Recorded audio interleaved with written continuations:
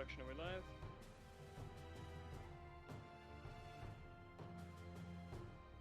Okay, perfect.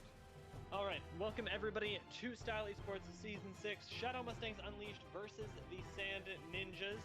We got a few new things going on today, first of which is, of course, this is these teams' first matchup playing against each other. Let's see what happens. The Graves lock-in instantly, though, is going to be no surprise to us, Baymax. Definitely not. Graves a contested pick between both of these teams. Wokian's most preferred champion by far. He's been practicing it quite a bit lately. I don't think it's actually super strong in the meta right now, but he is clearly prioritizing champion comfortability over anything. But Perklo also plays the Graves on the side of Sand Ninjas, so it's a strong takeaway. I like it. Yeah.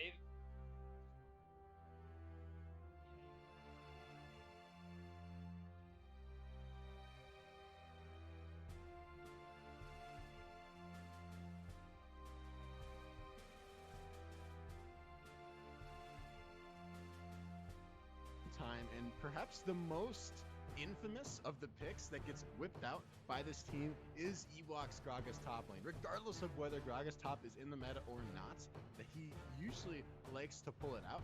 That being said, I'll be a bit surprised if we make it through first rotation and it doesn't get picked, but not that surprised because Gragas did just get a pretty substantial nerf last patch to the mana cost on his Q, which is gonna definitely hurt that laning phase in the top lane. And there are some other pocket picks that Shadow Mustangs are gonna want to bring out. Shadow Mustangs almost always do well if they've got Merlin on one of his comfort picks. I'm looking at Annie or Malzahar. With Malzahar to get banned away, but the Annie is still open. Maybe even a Xerath. Bot lane as well. Karma. Green Ninjas has been practicing that Karma pick quite a lot. I was thinking, if you're not going with Gragas, it begs the question, what are you taking into Camille? Kled apparently is the big blaring answer. I don't think it's a bad answer necessarily. I don't know if I think it's a great answer. Honestly, I feel like Ewok is a player that tends to do well when he's on tankier utility champions, which isn't really Kled. Like, you can play him that way, but Ewok's got a lot of other champions in his champ pool. He's got things like the Scion and the Ornn, which tend to do all right into the Camille. I think Kled can do okay into the Camille, but it's kind of a more difficult matchup to play. So with the Kled being picked, locked in, knowing full well that the Camille is what Sand Ninjas are bringing to the table, that makes me think that Ewok is pretty comfortable on the champion. And looking at his match history, he certainly has practiced it quite a bit. That level of confidence is gonna have to be there, though. He's gonna have to come through for his team because that pick is a bit risky in my mind. Yeah, it's certainly a sort of coin flippy pick, right? If you end up taking it into the Camille and you do well and you go even, it's great, but falling behind, it's a champion that Camille can abuse really well that doesn't have the ability to play safe in the same way as some others.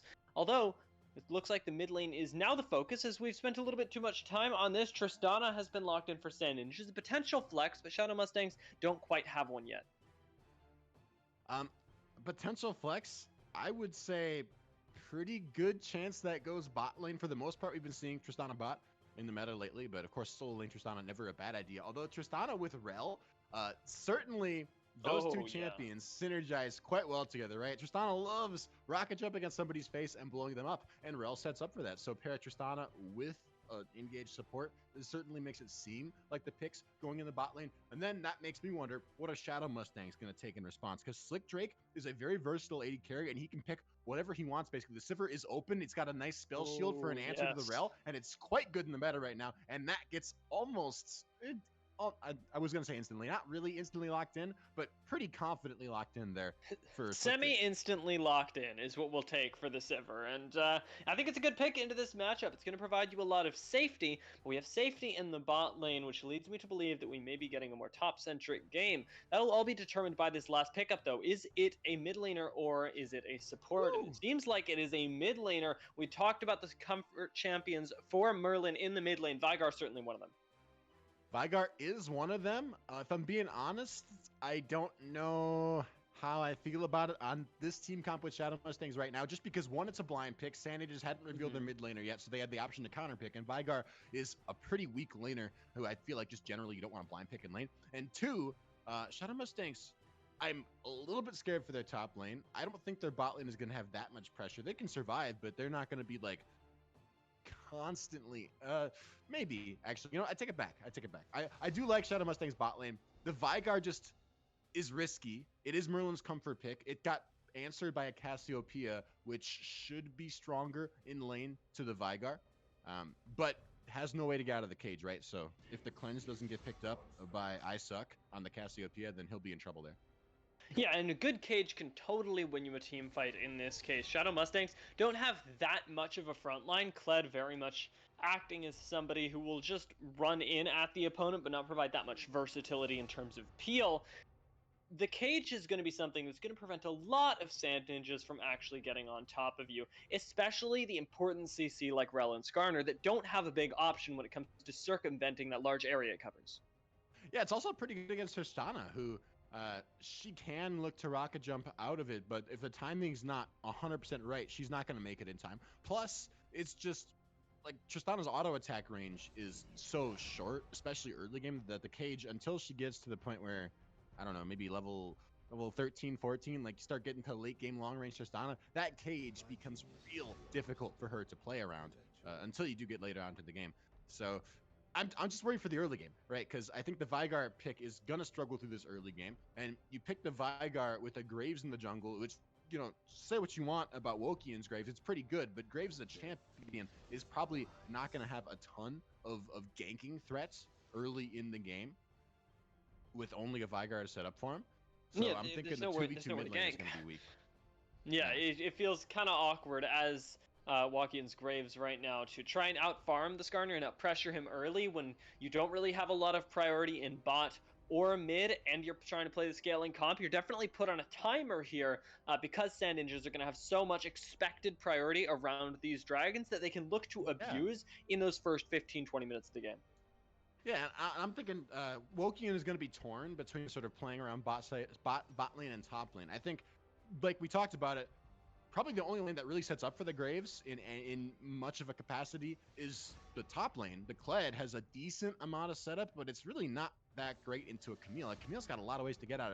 If she holds on to that hook shot, then that gank's going nowhere. And in the bottom side of the map, you know, Sivir and Karma can probably have a good amount of pressure in the bot lane that you can look to play around that pressure and try to go for those early dragons and counter out what Sand Ninjas are trying to do. But when it actually comes to a 3 versus 3, if you get all in on, you're probably going to lose. So you have to be very sort of careful because Sivir and Karma not especially good at skirmishing early. They sort of just pressure and walk into the jungle, but they can't really force a fight. And Graves can't really force a fight either. He's just sort of walking back and forth. Meanwhile, a flash ultimate from Skarner or a teleport flank from Camille, and you are in the fight, which is not really where any of those champions want to be. No, they want to be playing around the edges of this as much as possible. Sand Ninjas, a very effective death ball composition if they can get on top of you. Shadow Mustangs very much not going to withstand that amount of DPS that can come out of everybody. And I wanna ask you, because we get this sort of privileged third person perspective, right, where we get to look at all the champions and go, okay, well, this is how you're going to want to win the game. But at the same time, all the players are focusing on their individual matchups. And sometimes those things can get sort of lost in the shuffle as to whether we actually see Sand Ninjas play towards their win conditions in the early to mid game or not. What are both of these teams going to do best in the late game? Oh, in the late game, I I know, because we've set up for the early mid game, okay. right? And late Yeah, game yeah. is tough. I haven't even. That was a good question because I haven't really been thinking about it. I'm just sort of like, all right, early mid game. I think late game can be good for Shadow Mustangs. Sivir's late game is insane. It's nuts, and most of the champions on the side of Sand Ninjas are relatively short range and are going to have difficult walking into a late game Sivir that has the spell shield, has a Karma, and also has a Vigar event horizon. That being said, we got to get to that point, and Sand Ninjas do still have options in the late game, right? They have Camille, who should be winning the side lane split push. They've got Cassiopeia, who scales quite well and can output an insane amount of damage if the proper setup does come through from the Rel and the Skarner. And same thing with the Tristana. I think late game, if it makes it that far, both teams have win conditions, but Sand Ninja's win condition is sort of reliant on either playing the split push really well, which I don't know if you can expect that, or playing around finding a pick onto somebody, which is pretty hard because once we get to that late game point for Shadow Mustangs, they do have a lot of ways to answer a pick. Well, there is definitely one thing that we can guarantee going into the series, and that is that it will be fun at Baymax, and that it'll be starting in just about 2 minutes. So let's pop ourselves over to a very quick intermission as we load up, get ready for the game, and then we'll take you to game one of Shadow Mustangs Unleashed versus the Sand Ninjas.